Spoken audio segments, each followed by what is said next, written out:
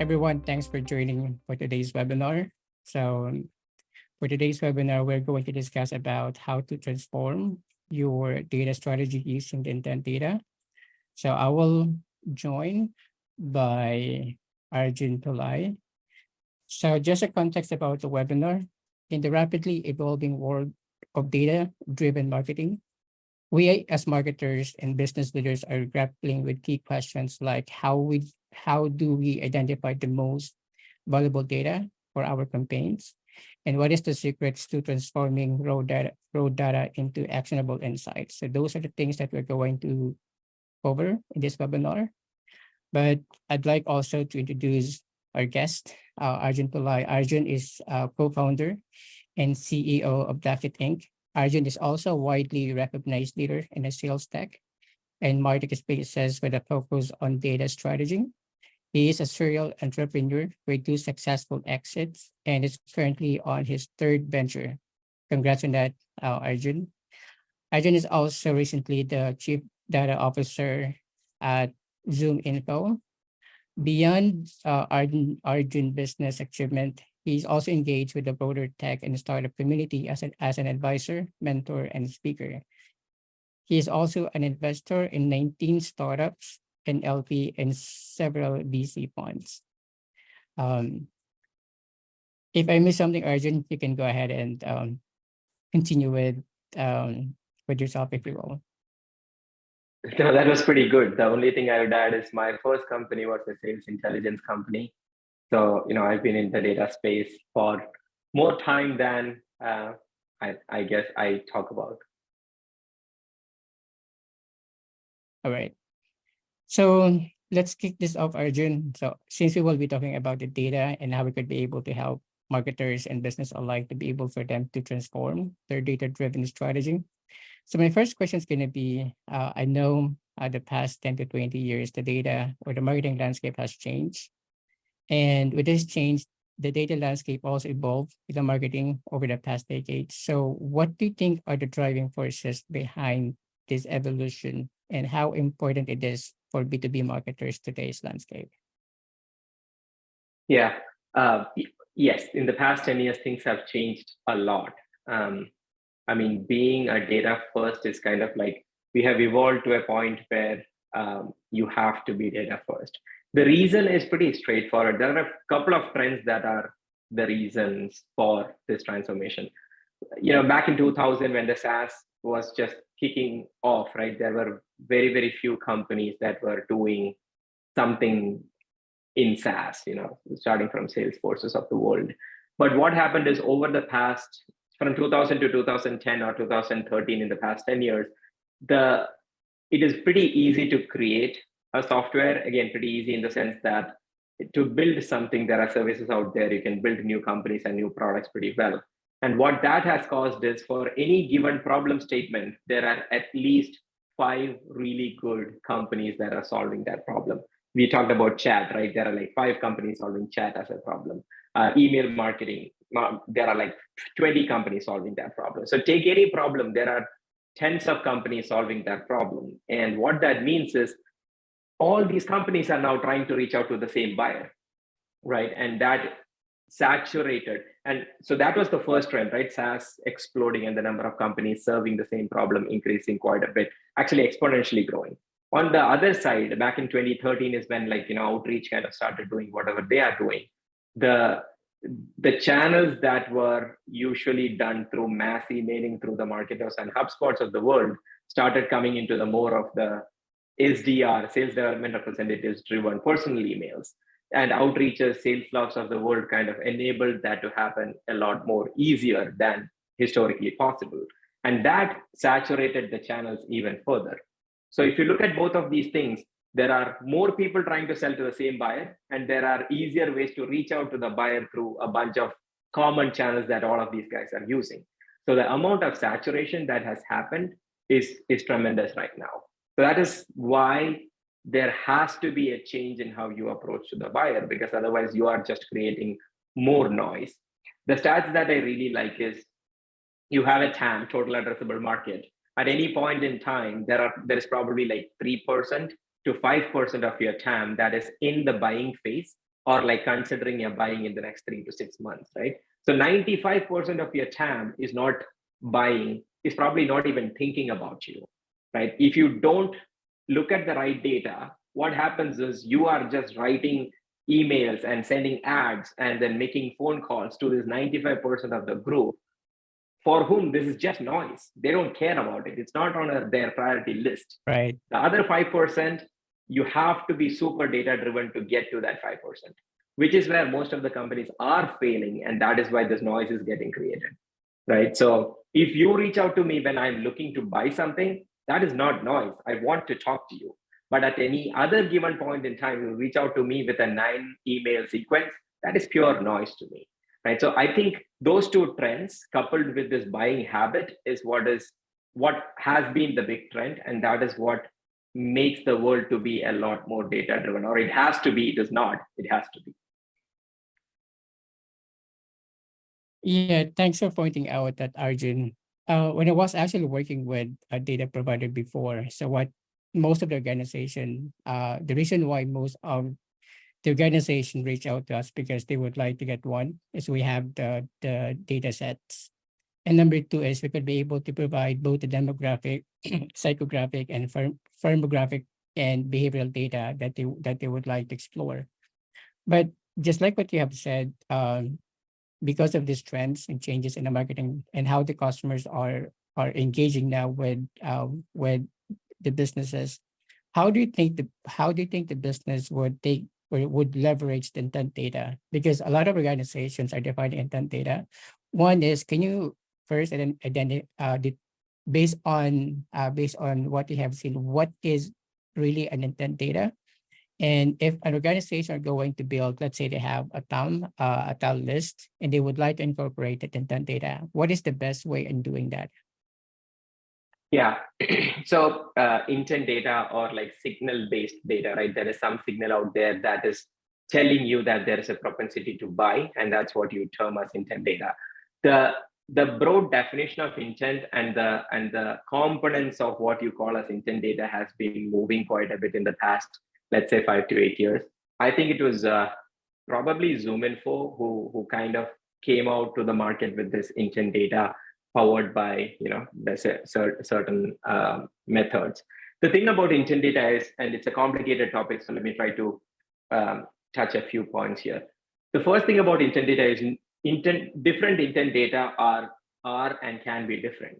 So depending on the source from which you are deriving the intent, the data will look very different. For example, if you are taking the intent from the bitstream data based on what people are reading in a pseudo-anonymized fashion, if you are trying to figure out what a company is reading. So imagine that, let's take Okta as a company. Okta has been reading about cybersecurity a lot more in the past 2 weeks than the weeks before. Then that means that there is potentially a propensity for them to look at a cybersecurity offering, right? That's how you derive a bitstream kind of an intent. Versus a company like G2, what is happening is a bunch of people from Okta are going to G2 and comparing different cybersecurity companies. That is even stronger intent, right? So the first one was this very, very top of the funnel intent where Okta has just started reading about something. So that's like top of the funnel intent. Versus if they are comparing between different vendors on G2 and clicking through a couple of links and going into the vendor website, the problem is identified, the solution is identified, they are in the vendor choice, right? At that point, it's a much more bottom of the funnel intent. There are other things like technographics. Companies do create intent based on technographics. If somebody had implemented CRM 2 years back, and if they are hiring a couple of new people in marketing, or if they just hired a VP of marketing, it means that there is a chance that they will buy a marketing automation tool. That's a different kind of an intent, right? So depending on the source from which you derive the intent, there is job postings based intent, there's bitstream, all these intent will be different in the way it works. And let me tell you some of the mistakes people do. The top of the funnel intent, it means that they are at a very, very early stages of their buying process.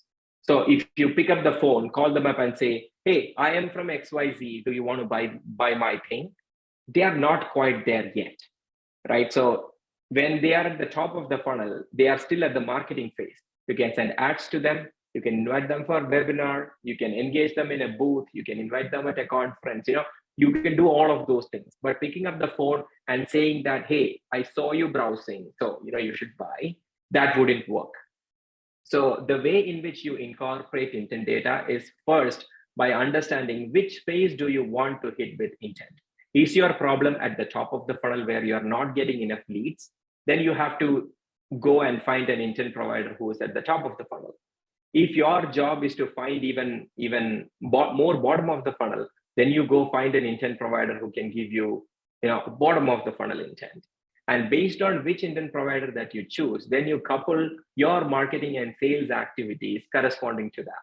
If you are taking top of the funnel intent, then you send ads, then you put them into nurtures, like you do those kinds of things. If you are taking a bottom of the funnel intent, then you put them into LinkedIn outreaches and cold calls and email outreach, cold email outreach through SDRs. So that's how you choose which is the intent that you want, choose the intent provider, then choose the corresponding channels and activations that corresponds to the intent that you just chose. Does that make sense? Yeah, it does.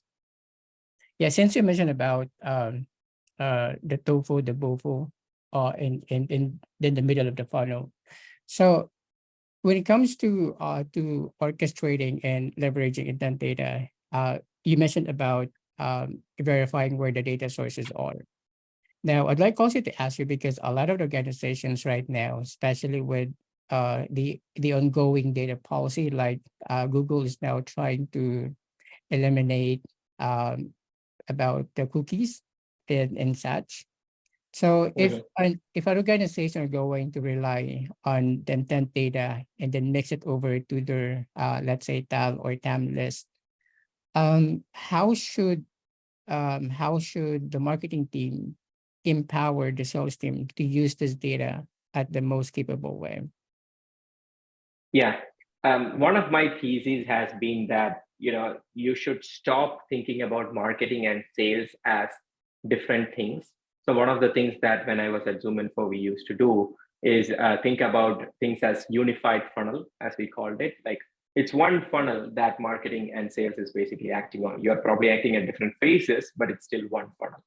So the way to do it really well, like align your marketing and sales really well, is to use intent data or any other kinds of data that you're using to reach on the same account target list. Because the quality of your starting list will decide pretty much, your open rate, your reply rate, your meeting rate, and your conversion, like close one or close loss rate, right?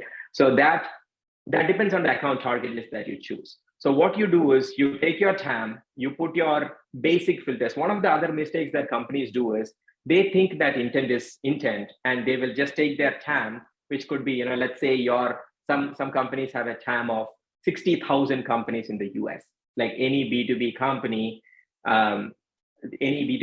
with over 250 employees or something like that. So there are like 60,000 of them in the US, right? So you take that 60,000 companies and then you layer on intent on top of it. And you're like, oh, I got like, I don't know, 15,500 companies. I'm going to market to all of these guys. I'm going to sell to all of these guys. The mistake is just because you put an intent layer on top of your TAM, it's not going to bring your funnel to, like very focused. You have to still put your basic filters. And the basic filters will be things like, the location of the companies that you're targeting. Do you have more uptick on, that's the new Apple's feature where, it can find reaction. Interesting.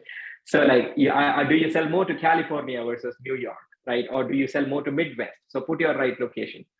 What are the titles that you're targeting? You should put those. Like the buying committee, you should absolutely always put your buying committee filters.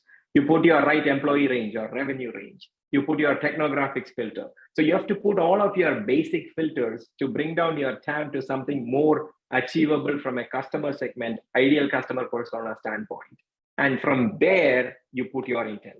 So then your 60,000 will come down to something more like 800 or 1200 or something like that, right? That's when you actually have an actionable list. It could even be 100, for all you like. If you're a smaller company, 100 account target list is probably good for a quarter. I don't know.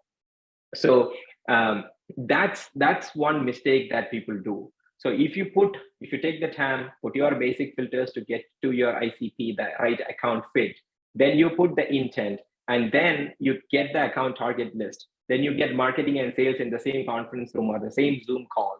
Share the account target list and say, do we agree on this thing? Do we agree that if we market to these people and this buying committee, do you think sales will you be able to follow up? Here are the strategies that we are going to use. We are going to do email content syndication. We are going to put a booth at this conference. We are going to send them emails, all of these things. And then we'll hand it off at this point to you as an NQL. Would you be willing to work with us with this account target list? You negotiate, you agree on the account target list by picking a few out, bringing a few in, agree on that, and then go do your orchestration on top of that. That is how you can bring together a pretty good account list and then deliver good value of revenue at the end of the funnel.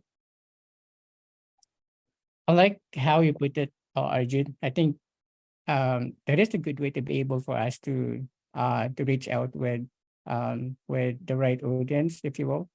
Now, I'm also curious to know because organization is also using the toolkit called ABM, right? So they would like to identify about 50 or 100 companies, and then they would also engage the sales team to see how they could be able to drive engagement with that.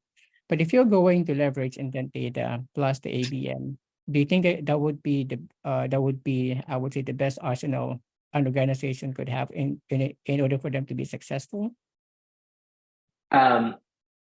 So see, ABM or account-based marketing or account-based sales, ABS or ABM or ABX, account-based experiences, whatever you call it. Basically, that goes down to the account list that we were talking about, right? Instead of targeting and spraying and praying to hundreds of thousands of companies or even thousands of companies, you are bringing down your account target list and hitting that company as a buying committee rather than spraying it to like 30,000 people randomly across 30,000 companies. Now, what does that mean? ABM has several flavors to it. There is a 1:1 kind of a flavor where you are pretty much doing whale hunting, right? 1:100 is probably a good ratio. One marketer is trying to reach out to 100 companies, right? That's a 1:100. You call it 1:few ABM. And then there is the that's the 1:1. Then there's the 1:few. 1:few could be something like 1:600 or 1:800, something like that, right? And this 100 can even be 25. There is also 1:1, 1:25 is also fine, depending on the size of the companies that you target. And then there is the 1:many using ABM, which is could be 1:3,000, or 1:4,000. Anything beyond that, in my opinion, it's not even ABM. It is good old spraying and praying. Even a few thousand is like getting into the age. Now, how should you think about, is it 1:1, 1:few versus 1:many? It depends on the ASP of your product, like average selling price of your product. If you are, in my opinion, again, this is my theory, arguably people might agree or disagree. For you to be an ABM company, your ASP of your product or service should, in my opinion, be at least $18,000 a year. If it is like $2,000 a year, ABM will not work for you because the kind of effort that you put to bring a company in with $2,000, you wouldn't be able to reap the reward. So if it is $18,000, then you can actually run an ABM in a scaled fashion. And that could be your 1:many. If your ASP is like 60K to 100K to 150, then you do like 1:few. And if you are in the 500,000 million and more, then you do 1:1. So it depends on the ASP of what you are selling, which ABM strategy that you choose.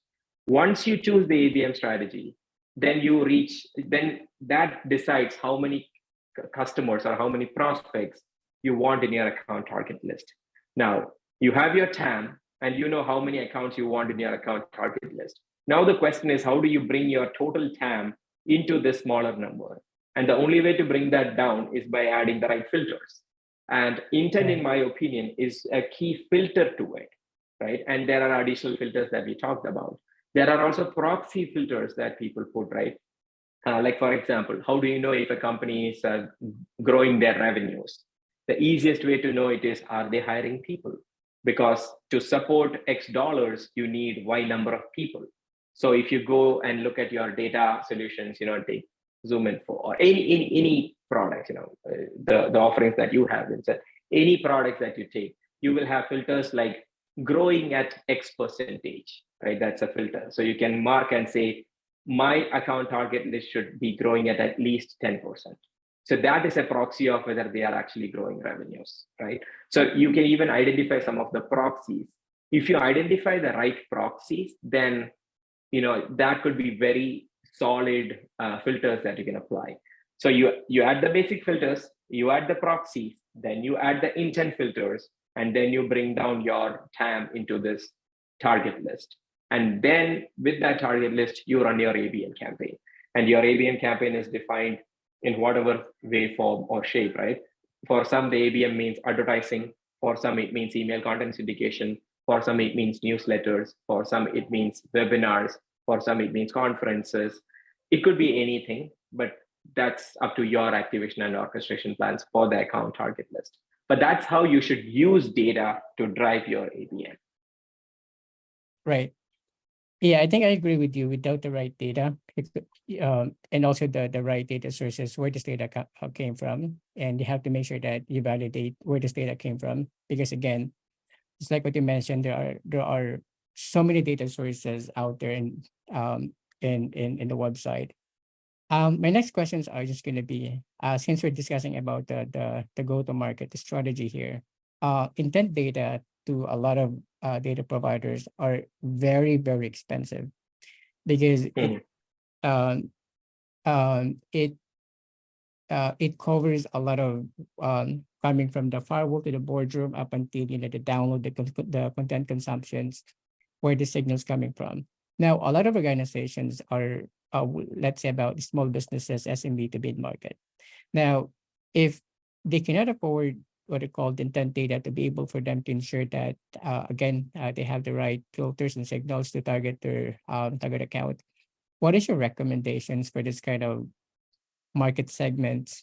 Because a lot of them, I would, based on my previous engagement, they're trying to target the white space as much possible. You would like to go to the white space, but what is your, I would say, 2 to 3 recommendations for this kind of market segment? So let me make sure I understand. Is the question that intent data is expensive, and what would the smaller companies do if they cannot get access to intent data? Yep. Yeah, it's interesting. I see intent or signal-based selling is the future, right? And when something is the future, what happens is the cost of intent data will keep coming down. If you look at what was the cost of intent data 2 years, 3 years back versus now, some places it has increased, but overall the access to intent data has actually increased, and the cost of the data has reduced for most parts. So if you can, there are several ways for you to find intent data at a lower prices as well. But having said that, what I have seen, we have strong data behind this, right? When most of the companies or most of the SDRs, most of the salespeople or even marketing people, when they are leveraging the data providers, they use only an average of 4 filters. So the data says 73% of the search sessions that marketers or salespeople are running, they only put 4 filters. And these are basic filters, right? Location, things like title, employee range, and something more, right? These are like the 4 filters that people usually put. And the location is something like United States, right? Employee range is something like 100 to 5,000 or 100 to 10,000. So people are simply putting these 4 filters and then running their searches. And they end up with huge amounts of accounts and prospects that they have to target. So for people who cannot afford intent data, my simple suggestion is you have so many other filters that you have never touched. Let me ask this to the people who are listening, right? How many filters do you think these data providers have? Take a guess. People are using 4, 73%, they are using 4. So how many do you think they have? Is it 10 filters, 20 filters, 50 filters? The vendors have more than 100 filters, right? So it's like a lot of filters that you have to play around with. You just use 4 out of the 110, 130 filters that are available to you, right? So all you have to figure out is what is the best proxy for you to figure out if there is a propensity to buy. And I can throw a bunch of examples. So it's like uh, champion moves is a very, very strong indicator of propensity to buy. For example, Vincent or Henson. Henson has bought from me in the past, right? And Henson moved from his previous company to the new company. When I started my new company, I reached out to Henson. Hey, Henson, do you want to talk? Because Henson and I have a trust going back to each other, right? So Henson was my champion. So champion move is like probably one of the strongest ways in which you can reach out to people. How many companies leverage this? All they have to do is go into their CRM, take the closed one list and look at everybody who they have engaged in the existing closed deals or even closed lost deals or even opportunity deals, and then make that into an Excel sheet and then go look at how many of them have moved. Very easy. Try to put that into an email validation. You will get a lot of bounces. Then you know that those guys have changed their jobs. Or Yeah. go search them on LinkedIn. You will find that they have all changed their jobs. Then look at their new company. There is a very high likelihood that the new company will potentially be a customer to yours because people move from one job to another when there is some form of familiarity for them. So the new company might end up being a customer for you. All you have to do is find the email of that person. You get that data everywhere in all the data providers.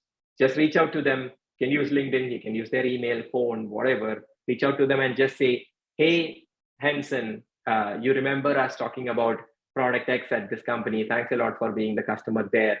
I would love to see if we can help you out in this new company as well. And then that initiates a conversation. You end up getting a bunch more customers, right? So that's a very easy thing where you identify a proxy, which is an intent, and then use that. There are other proxies that people know about, right? The executive hires, fundraising, office openings, growth. All of these are very, very strong proxies that you can use to reach out and figure out. The real success, if you want to be extremely good at your outreach and conversions, then what you need to find is what is your unique proxy that you can find. If you find that, then I'll give an example. When I was running my last company, I found that if they are using one out of the 4 softwares, then my likelihood of making that sale was much higher. So that was the proxy that I found.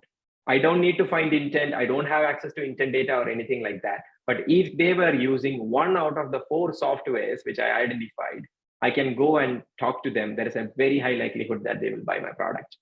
And what I did is, once I found that out, I built even deeper integrations with those 4 products. And then I went to those 4 companies and tried to partner with them on content, which I ended up successfully doing, right? So these are all ways in which you can do, and the data providers support you to do this. You just have to find the right way, even if you don't have direct access to the so-called intent. Thanks for sharing that, Arjun. I know there are also salespeople that are listening to the webinar, and I've also see a lot of them when they sign up. So I think they could be able to uh, take you and put it into strategy. And I like I hope that. so. Thanks for that, Arjun. Yep. Actually, it's well, that is, I think, one of the challenges as a sales is to be able for them to, one is to engage with the right um persona at the right time with the right intent to purchase the product. It's so hard nowadays, just like what we have said, only about 2% are in market. A lot of them is out market. So as a business, we have to make sure that we are both creating and capturing demand to be able for us to target both of this segment of the customer that we're targeting. All right. In terms of data governance, Arjun, I know it's really hard to keep up to date about, if you have about um, a lot of customers coming in, and you're also trying to track, who visited your website, who chatted you on the chatbot, and who goes into your CRM. So I kind of like to understand also in terms of data governance, how should we be able, or how should organization should seamlessly integrate all of these data sources in order for them to use this wisely? Yeah. See, the easiest way to think about it is what is your um, unified place where you govern the data, right? Like, and it could be different for different companies. The most important thing that you've got to take care is if somebody is unsubscribing from you, you need to propagate that across your company, right? For example, if somebody unsubscribed from your marketer, then how do you make sure that that unsubscription is kind of propagated across the rest of your stack, right? So it's a it is a complex problem. Thankfully, in US, it is less cumbersome, or the people are more open to getting these outreaches. Like in 2015, I remember when I reached out to people through an automated fashion, I used to get stingers back saying that, why are you reaching out to me, this and that. But in 2020, nobody cared, right? Everybody knew that it was automated and everybody was okay with that. So in US, it is less problematic, but in a place like Europe, it's very, very problematic if you are not reaching out with the right legal basis to engage with these people. So the way I have managed it, or I've seen other companies manage it, is by using like a marketing automation platform or like an emailing platform that has the ability to manage different subscriptions and different legal bases for handling the data.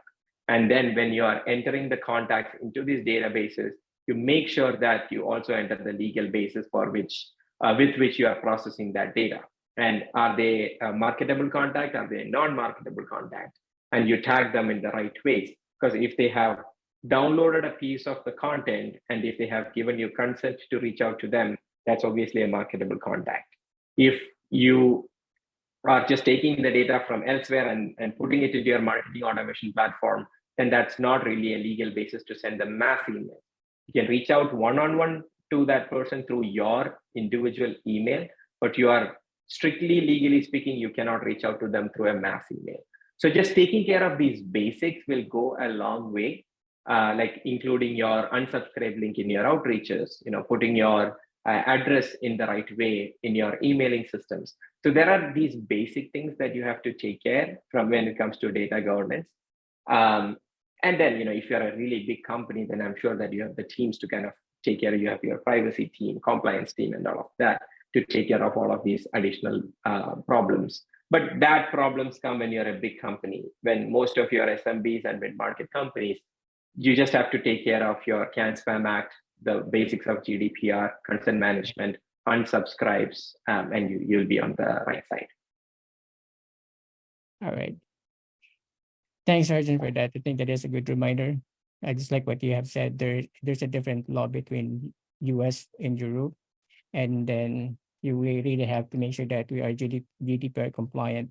I think across US states, I think it is observed whenever you send an email, you have to make sure that you are given the customer the liberty to unsubscribe if they don't want to continue getting any information from the businesses.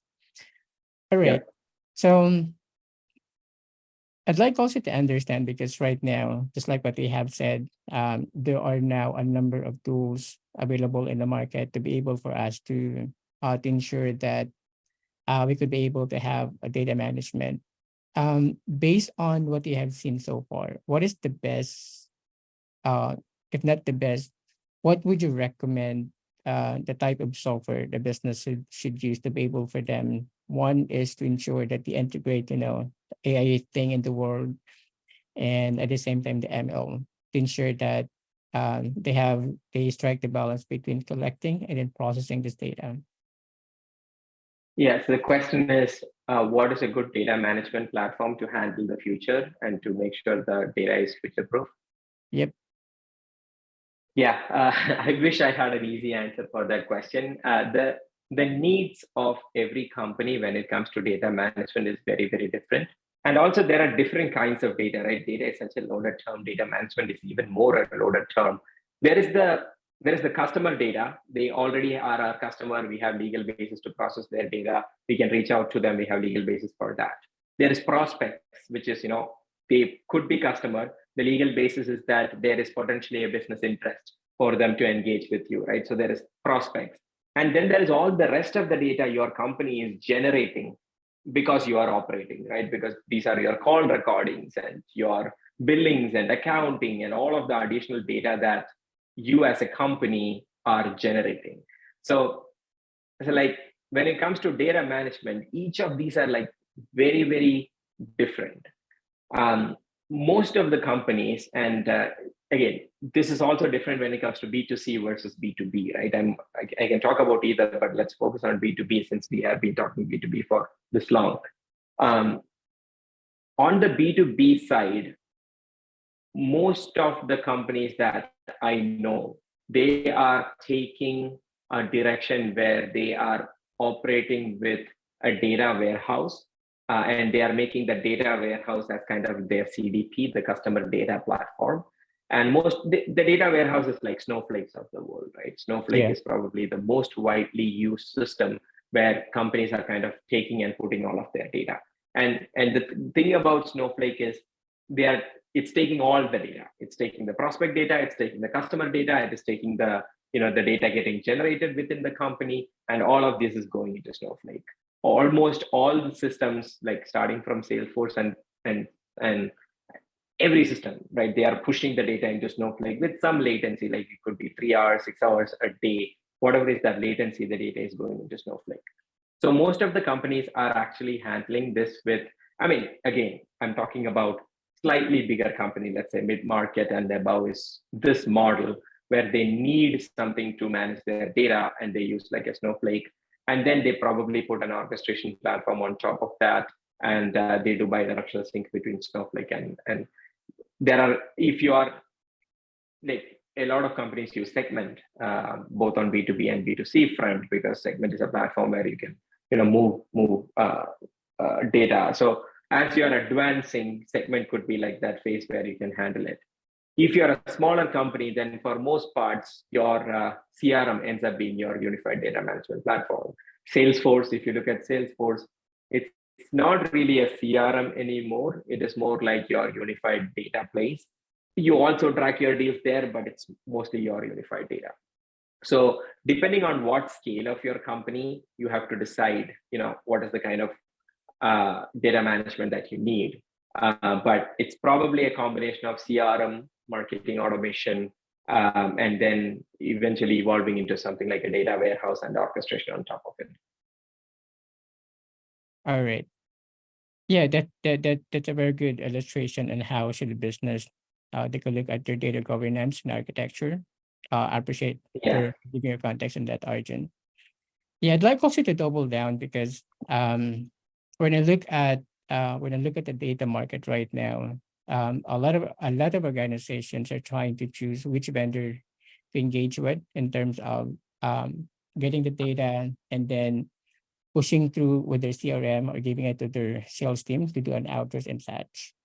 I'd like to get your idea because not all data providers are the same. All data could pitch in similar ways, but no two organizations are the same. If you're going to advise someone to be able for them, hey, this is the right way on how you could be able to use the data sets coming from data provider, what would your recommendation be? That's number one.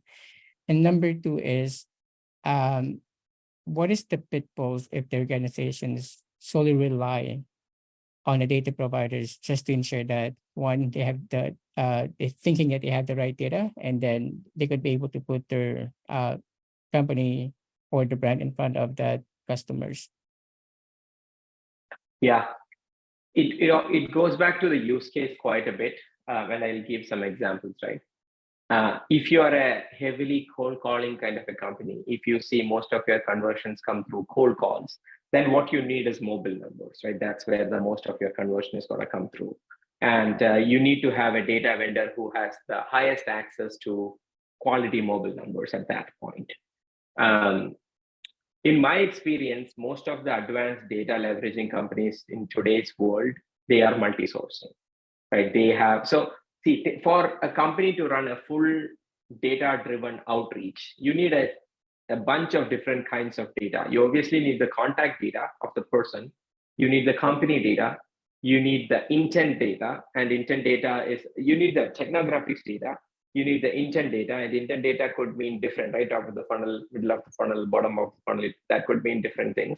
And there are several different kinds of people need website visitor intelligence data, who is visiting, so IP to company resolution data. Some people need cookie to mobile device ID data. Some people need social ad data. So there are several kinds of data that you could use, and depending on what kind of a company you are, you might be using anywhere between 4 to 7 kinds of data. Now, the probability of you going to get all of this from one vendor is very limited. We all know ZoomInfo is probably the biggest, and they have the highest breadth of the data.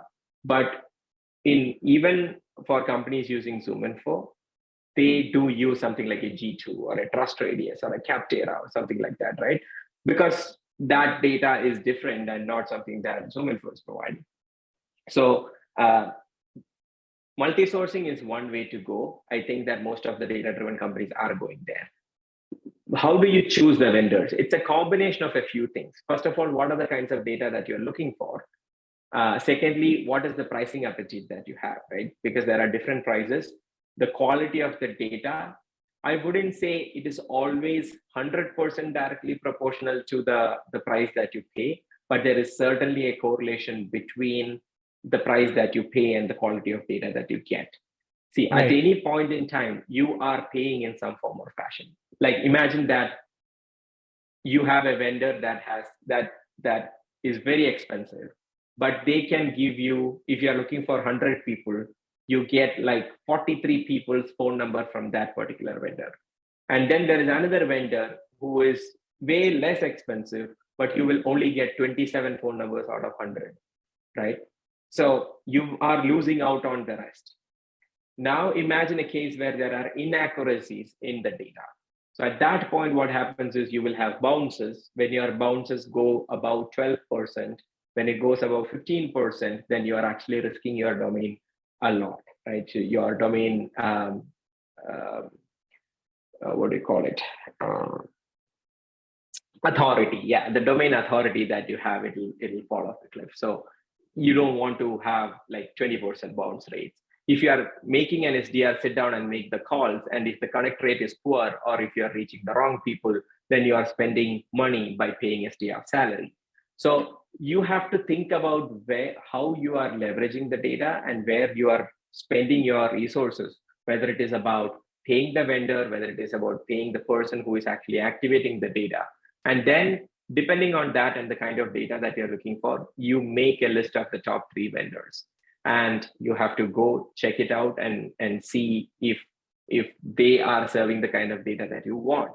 If you want to be really data driven, then what you do is you take a small list from all these vendors and actually run a campaign, right? You make somebody sit down and make 100 calls from vendor 1, 100 calls from vendor 2, and 100 calls from vendor 3. Your connect rate, if the connect rate is like 4%, that is decent. If it is 8%, it's amazing. If it is 1%, it's not good, right? So you kind of figure it out from there. Yeah, I think that is a good way to be able to assess the effectiveness of the data and the accuracy of the data coming from different vendors. I think that is also a good way to which vendor you would like to engage in the long term. I think we've also done this before. We tried to, so the funny thing right now is you could be able to download sample data, right? When you go to specific vendor, just put your email address, and then you could be able to get 10 to 15 data, and then you could be able to run that through your CRM or just by your email address, and then if the phone numbers are available. I think these are also the good things to look at. I have 2 Absolutely. questions, Arjun, but I'm also conscious of the time. One is, the last 2 questions going to be, um, when looking at, so I know you've mentioned this earlier. I just want to double down on this. So you mentioned that when we're looking at the right, let me just get my thoughts from here. When you're looking at the right signals, or how can we identify the right signals in terms of the buying intent, because as we have know, the customer journey is really the customer journey is not linear, right? It's like in spaghetti; they can go from A to Z. Yeah. Uh, How could you be able, as a business, how could you be able to identify which is the right signals across the customer journey that we have to engage them? I just wanted to get your thoughts because I like the idea of incorporating intent across the customer journey and how we could be able to do that in a more precise way. Yeah, I don't think the answer to that question is widely different from what we have been discussing. I think that the way you think about integrating intent into your whole customer journey, right from like an awareness stage to, all the way to close one stage, you just map out that customer journey, and at any given point in time, you figure out where are these people hanging out to make to get to the next step of their process, and then see if you can get an intent data as a proxy to their propensity to buy, and then go by that intent data, right? So it's very, very similar to the answer to your question, Vincent, on this one. In my opinion, is very similar to what I have been explaining, where you take the customer journey, how are they getting aware of the solution? Or how are they thinking about problem? Do they go to conferences and learn about this problem and solution? Or are these people who are going into, like attending webinars, or are these people reading newsletters? Depending on the product that you sell, right? If you are selling a manufacturing solution, the way in which your buyers are learning about new things is very different from if you are in a tech sector, right? So you have to first figure out where are your customers hanging out. And then the next thing is there a way for me to reach out to the place where they are hanging out? Then the thing is there a way in which I can find a proxy or an intent data that indicates when they are hanging out? So intent, in my opinion, is an indicator of a when than a who. Who is like your ideal customer persona, right? Who can buy? And then intent is like the when. When should I reach out is what the intent signal is answering. So once you map out that journey and figure out where they are hanging out, then you figure out the proxies and intent that matters to each of that phase. Then you try to incorporate it into your activation. So I don't want to explain it once more, but if there is something specific that you want me to double click on, I'm happy to do it. Yeah, that's great. I just wanted to make sure that we double down on that because again, when we look at the customer journey, uh, a lot of a lot of a lot of a lot a lot of a lot there are multiple ways on how to put this on the current tech stack of the organization. Just wanted to double down on that. All right. Of course. Yeah. So as um yeah, so my last question is gonna be I'd like also to get your idea because as the market is changes, a lot of moving items are goes with the changes. What is your take in terms of what will happen in the next 5 to 10 years from now? Because again, we have seen uh, the uh, the AI thing in the world. So what is how would you like the market, let's say, in the next 5 to 10 years to be will? Yeah. Um, I do not believe that anybody is in a position to guess the next 10 years in this space. If anybody is able to do it with precision, then that's something. I don't pretend that I know the next 10 years.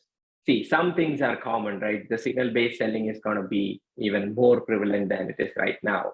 AI is going to change a lot of the things that we are seeing now. So there are some overall trends that will kind of shape the next 5 to 10 years. But what exactly would happen in 10 years, I don't think I know. But if you look at the different phases of the funnel, I think the obvious things that would happen is AI is going to play a key role in every phase of that funnel, starting from at the top of the funnel at the awareness stage, right? There are already companies like Jasper or copy.ai that helps people to write content, to write ad copies and things like that. There are companies like adcreative.ai and some other companies who are helping marketers create ad copies and creatives and things like that. There are companies that are creating videos, automated generated videos. Like people are using all kinds of AI systems to create everything that they need for running an ad. Almost every single advertising company is incorporating AI for automated optimization of ads. So, everything that you used to do in terms of the bidding, the bid rate, optimization, campaign bidding, all of that, which to some extent, machine learning was already guiding them. But you will see AI playing a lot more role in terms of the optimizations that it has to do. What that means is the complexity of running different kinds of ads. I'll give an example. How much should you spend on LinkedIn versus Facebook versus display? Very quickly, if you think about it, you will just look at the conversion and the CPL, cost per lead, and you will choose that, oh, you know what, Facebook is giving me an amazing CPL, so let me move my budget to Facebook. But when you are data driven, what you would look at is, if there is a lead that is creating from Facebook, what is the conversion all the way through to the close one stage? And what is the ACV that you are generating out of that lead?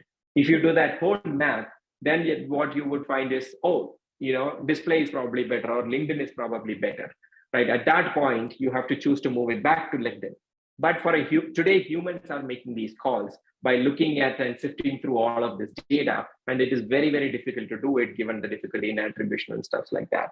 So all of these things AI is going to take care, right? So the top of the funnel will be optimized in a really big way. The efficiency will improve there. But and keep going down, for the SDRs, the emails are going to be written by AI. The follow-ups are going to be automatically generated by AI. The personalization at scale will be done by AI. The calls will be made by AI. There are already systems that are making the cold calls and then transferring it to the right people at the right time. So you keep going down the funnel, and we are at time, so I'm trying to go fast. So it's you will see this transition happening. But what I am also curious to understand now is, when AI gets into each of these spaces, the efficiency of each of these spaces will increase. But this efficiency increase will be common across all the companies that are out there, which means that the efficiency increase for everybody together will reduce the overall efficiency, right? So what would happen to these already saturated channels? That is going to be very interesting. In my opinion, the companies that are using AI and the companies who are able to really do like a sales and marketing alignment, like the unified funnel, as I call it, if both of those things together in the short term, let's say next 1 to 4 years or 1 to 5 years, those companies are going to make a lot of movement in the right direction as far as the go-to-market is concerned. For those companies who are not doing these two, their efficiency will drop, and they'll find it even more difficult to reach out to the buyer. All right. Thanks, Arjun, for that. Really appreciate that. Any last word, Arjun, before we close the webinar? No, this was awesome. Thanks a lot for having me. Thanks for all the questions. I love diving deep into some of these things. I mean, almost everything that I mentioned, it has got an additional double click and going deeper and then going into more actionable things, which I hope to do at some point of time with the team. But it has been a lot of fun. Thank you. All right.